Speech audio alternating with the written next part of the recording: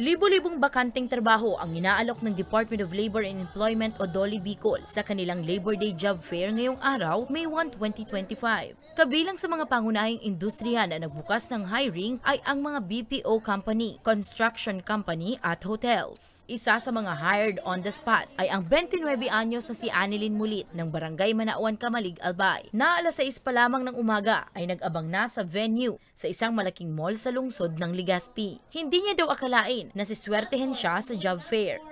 Thankful ako na na-hire ako on the spot. So, very accommodating yung kaninang from HR ng NATCOR. So, thankful din ako na nagkaroon ako ngayon ng opportunity to work again.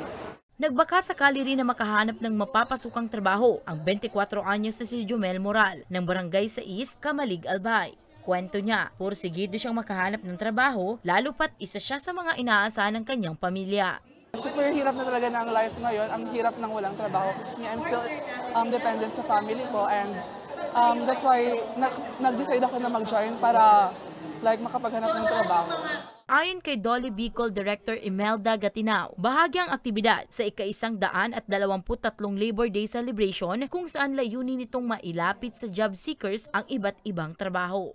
Nagpapasalamat kami sa inyo kasi kayo talaga yung aming partner sa media na para maipaabot ang aming mensahe sa ating mga kababayan dito sa Bicol. Unang-una, we are celebrating the 123rd Labor Day celebration, no? Dito sa Bicol region. It's an interagency, it's a collaborative undertaking, it's a convergence of services. 40 employers ang dumalo sa job fair, kung saan 6,500 naman ang inaalok na bakanting trabaho. Nag-provide tayo ng one-stop shop services. Nandito ang PSA, ang BIR, ang SSS, PhilHealth at Pag-ibig, kasama ang DOH.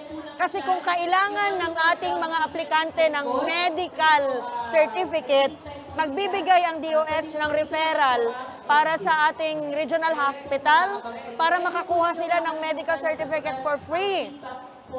Nang sa ganoon, magkakaroon ng malaking chance of being hired kasi kompleto yung kanilang mga dokumento. So kung tutuusin, dito sa venue na to, nandito na lahat. Nandito na ang mga employers na hahanapin nila.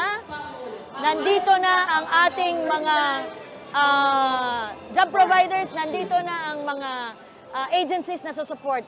Nagtapos ang nasabing job fair alas 5 kaninang hapon. May tema naman ang aktibidad na manggagawang Pilipino kaagapay sa pag-unlad, sandigan ng mas matatag na bagong Pilipinas. Para sa mga balitang Tatak Bicol, Danica Garcia.